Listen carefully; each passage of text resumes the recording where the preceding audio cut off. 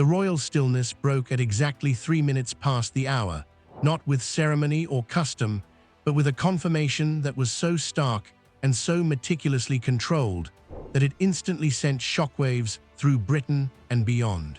This was not a scandal or succession announcement. It has to do with a kid. Before a single word was fully comprehended, Prince Louis and the manner Prince William and Catherine, Princess of Wales, came forth together, told the world everything. Make sure to subscribe so you don't miss any updates before we delve deeper into what this actually implies for the royal family. With the force of thunder, the message came like a whisper. Neither a pre-announcement nor a lavish press briefing were chosen by Buckingham Palace. Rather, a single glaring announcement surfaced via official royal channels. Even though the post was brief, less than 100 words, each word had an almost intolerable sense of heaviness. 3 minutes beyond the hour wasn't just a coincidence. Royal observers are aware that when announcements deviate from the norm, a terrible problem has occurred behind the scenes.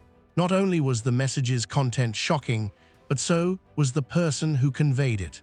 The palace permitted the Duke of Cambridge and Duchess of Cambridge to make the announcement directly, without the use of a spokeswoman, for the first time in recent memory. Not through a formal herald, but as parents, as two individuals piercing the royal barrier to address the public directly. That was seismic in and of itself. They spoke in a calm but clearly serious tone. There was no hope, yet there was also no terror. Rather, there was a strong sense of acceptance. Words like extremely personal, grateful for understanding, and continuous support presented a far bleaker image than they could honestly express. Every carefully constructed line was read by the public, who were already accustomed to the monarchy's coded language. Prince Louis had a serious problem, and they weren't only requesting more room, they were begging. News anchors were fumbling with their scripts in a matter of minutes. Decades of ceremonial formality had left royal correspondents noticeably unnerved. On air, a few acknowledged that they had never witnessed anything similar. Twitter went crazy. Telegram groups became active. Beyond the United Kingdom, the shockwaves traveled throughout Europe and even reached Australia, Canada, and the United States. It was more than just news. It caused a rift in the structure of what many people thought was an impeccable royal household. As the world took the hit, parallels started to circulate. The revelation of Princess Diana's death, the silence, the shock, and the abrupt lack of information were all recalled by seasoned observers. Others reflected on the Queen's passing, when time itself seems to stop. This felt different, though. This has nothing to do with the demise of a leader or the end of an era. This was a tragic speech about a boy, a child whose face had once added humor and charm to public appearances, now reduced to a name. Everyone was plagued by the finality as much as the sadness. The phrases that were used were not the ones that are usually reserved for minor health scares or short-term setbacks. They sounded definitive. They had an irrevocable sound. And Britain did not simply hold its breath at that moment. It started to cry because it feared it already knew what had happened to Prince Louis, not because it really comprehended it. However, as the country concentrated on what was stated, palace insiders were aware that what Prince William and Catherine, Princess of Wales, were still keeping hidden was the true source of the seriousness. Royal declarations are meant to reassure, but this one made people uneasy. The weight of omission weighed down each sentence. The pauses, the gentler language, and the glaring lack of promises were all noted by analysts. This was not an optimistic language. It was the preparatory language. In a matter of minutes, seasoned observers started posing the most terrifying query of all. What did William and Catherine not want to say aloud? Newsrooms did more than simply report on the remark. They also conducted in-depth analysis in the immediate aftermath.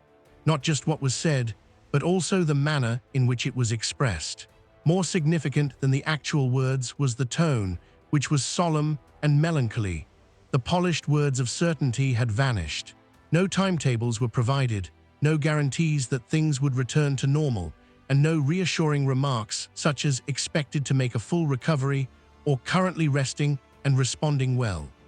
Rather, The message lingered in a condition of suspended emotion, appearing serene on the outside, yet eerily unsettling on the inside. The phrasing itself seems to have been the result of much agonizing thought. Insiders claim that palace assistants redrew it for hours, stopping each sentence to consider the meanings associated with each word. They were doing more than just writing a press release. They were getting the people ready for an irrevocable event. The deliberate exclusion of medical jargon, physician names, and even the term health issue spoke a lot. It was more of a resignation to an uncontrollable situation than a declaration of clarity. But what was most noticeable was what was left unsaid. When Prince Louis might be spotted in public again was not mentioned. There is no indication that school will resume. There is no illusion that he will emerge alongside his siblings in the future. This was obviously not a delay because there was no prediction. A derailment occurred. And rumors that this crisis had been simmering for much longer than anyone knew became more prevalent behind closed doors. Reporters who had spent decades covering the monarchy started looking at new footage of Prince Louis. Previously fun smiles now appeared strained. Moments that had been written off as childish pranks were now being read as indicators of something more serious. Even Prince William, Catherine, and Prince Louis's body language during previous public appearances took on new significance. Signs had been present.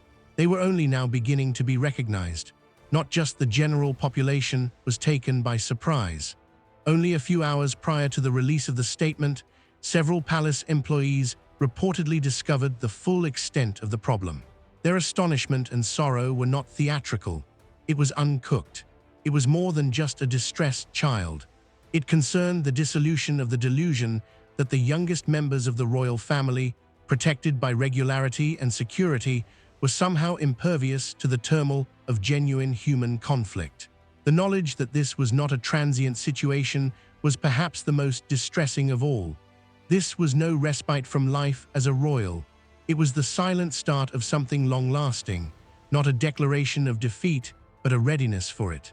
Behind the broken royal facade, two parents were frantically attempting to postpone the unavoidable disclosure of an agony they were unable to control. Prince William then did something unexpected, against decades of royal instinct. He didn't speak from the heart, but rather the organization. No podium, no script, and no formality shield were present. Prince William's next words were those of a father, unraveling in real time, rather than that of a future king. His voice trailed off, his poise faltered, and the most carefully maintained fiction of the monarchy fell apart in that instant. This was the world witnessing anguish, terror, and helplessness. It was evident right away that something had changed when William entered the spotlight. This was not a speech. It was an admission. The meticulously crafted picture of the calm, collected air had vanished, to be replaced by a man fighting to suppress feelings that had been simmering beneath the surface for a long time.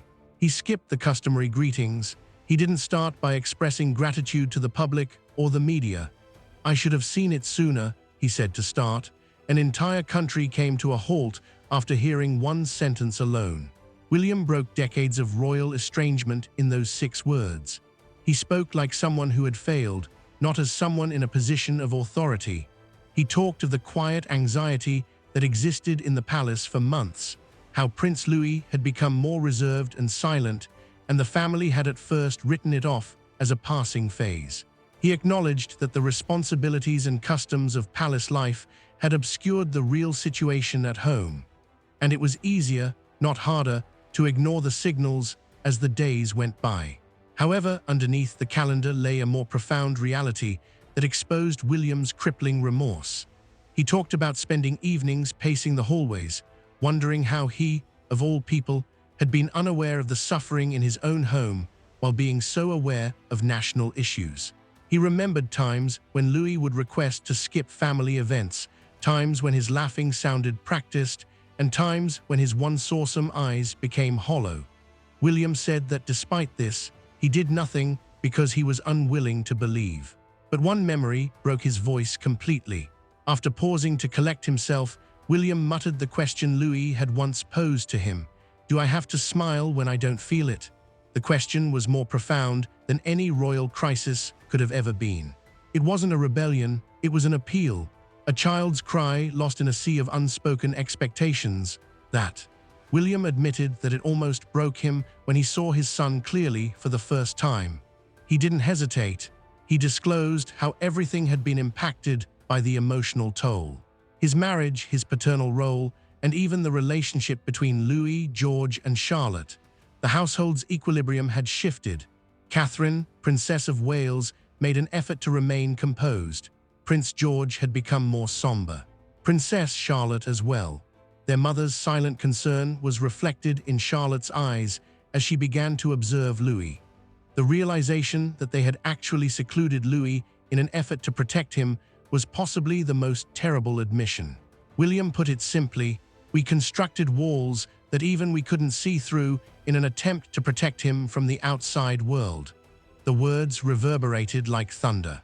The world first witnessed what it meant when parental instinct and royal duty collided, and how the damage wasn't always apparent until it was almost irrevocable. However, another child in the family was already silently breaking down behind closed doors while William was speaking in public. This burden was never intended for Princess Charlotte. However, his sister entered the emotional hole and absorbed the terror as Prince Louis withdrew inside. She didn't comprehend, shielding suffering that she was unable to alleviate. When Catherine, Princess of Wales's power finally gave out, she came to a terrible realization. One child was not the only victim of the tragedy. Silently, it was spreading throughout the household. Princess Charlotte held her ground during the early stages of Prince Louis's disintegration.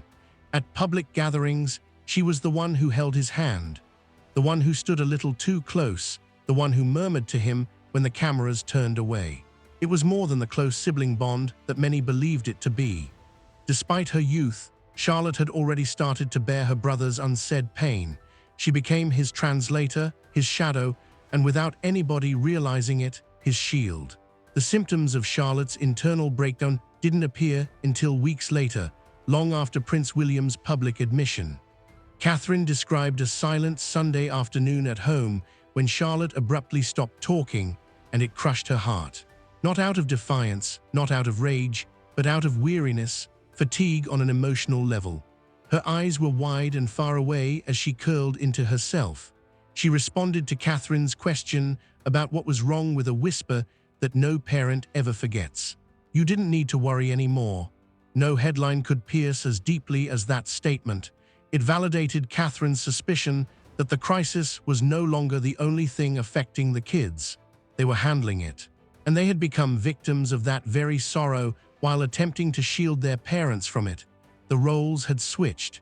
The grown-ups were being protected by the children. By this time, Prince Louis had virtually stopped doing his usual things. He stopped inquiring about his school pals. He was no longer pleading to stay up late. The jokes that only children find hilarious no longer made him chuckle.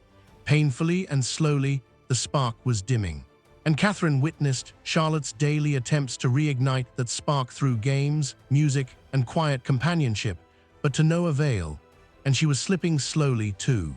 No one had really understood the damage that quiet was causing to the family inside the palace, where duty frequently triumphs over emotion. There was only a creeping suffocation of emotion, no evident disorder, no loud conflicts. The loudest wail they had heard was Charlotte's collapse, and it came via silence, not outbursts or tears. It was then that Catherine became aware they hadn't simply overlooked Louis's suffering.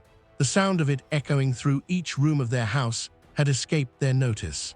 The idea that the problem was controllable and could be contained in a single child was destroyed by the realization. Like a silent wave, it had swept across society, tearing at the ties that bound parents, siblings, and even the foundation of regal habit. Silence had always been their adversary, but it could no longer be maintained. As the story of Prince Louis, Princess Charlotte, Prince George, Prince William, and Catherine, Princess of Wales unfolds, it becomes clear that the royal household is more than a symbol of tradition. It is a family navigating profound challenges behind closed doors. What the world witnessed was not just a public announcement. but a glimpse into the private struggles of parents and children trying to protect one another.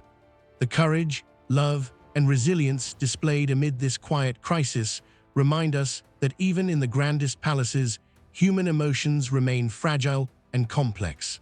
Stay with us as we continue to uncover the impact of these moments on the royal family, their relationships, and the future of the monarchy. Make sure to like, subscribe, and turn on notifications so you don't miss the latest updates from the palace and beyond. Every development matters, and we'll be here to bring you the story in full.